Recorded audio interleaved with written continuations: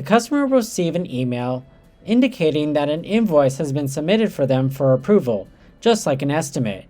Looking at this, you can see the invoice number located at the top, the work order, date of the invoice, and PO number if one is filled out. It also has their customer information along with their vehicle information located there, as well as the service that they are needing to approve. Located at the bottom, you'll see that they need to verify that it is a true person by selecting I'm not a robot.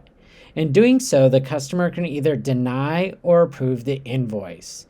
In this case, we want to learn how to approve it, so we'll select Approve.